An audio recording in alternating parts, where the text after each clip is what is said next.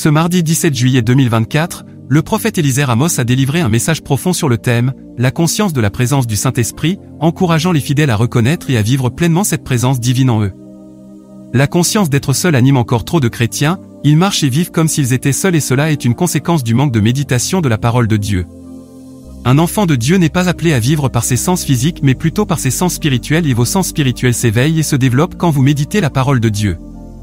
Il est écrit dans 2 Corinthiens chapitre 5 verset 7, « Car nous marchons par la foi et non par la vue », or selon Romains chapitre 10 verset 17, « Ainsi la foi vient de ce qu'on entend, et ce qu'on entend vient de la parole de Christ. » Ce qui signifie que vous ne devez entendre, marcher et réagir qu'en accord avec la parole de Dieu et non en fonction de ce que vous percevez par les sens physiques.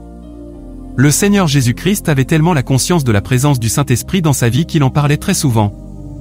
Il dit dans Jean chapitre 8 verset 16, « Si je juge, mon jugement est vrai, car je ne suis pas seul, mais le Père qui m'a envoyé est avec moi, et dans Jean chapitre 16 verset 32, « Voici, l'heure vient, et elle est déjà venue, où vous serez dispersés chacun de son côté, et où vous me laisserez seul, mais je ne suis pas seul, car le Père est avec moi. » Avant d'aller au ciel, le Seigneur dit à ses disciples qu'il était avantageux pour eux qu'ils s'en aillent pour laisser place au Saint-Esprit, Jean chapitre 16 verset 7, « Cependant je vous dis la vérité, il vous est avantageux que je m'en aille, car si je ne m'en vais pas, le Consolateur ne viendra pas vers vous, mais, si je m'en vais, je vous l'enverrai. » Il a dit également dans Jean chapitre 14 verset 16 que le Saint-Esprit sera éternellement avec nous, et moi, je prierai le Père, et il vous donnera un autre Consolateur, afin qu'il demeure éternellement avec vous.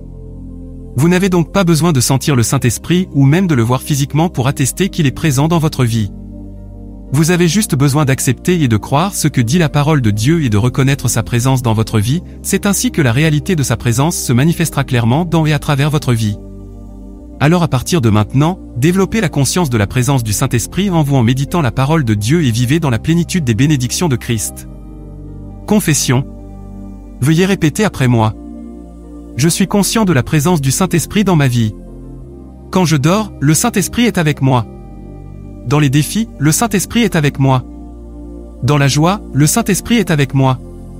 Le Saint-Esprit est avec moi 24 heures sur 24, 7 jours sur 7 et ça pour l'éternité. Il n'y a plus de vie sans lui.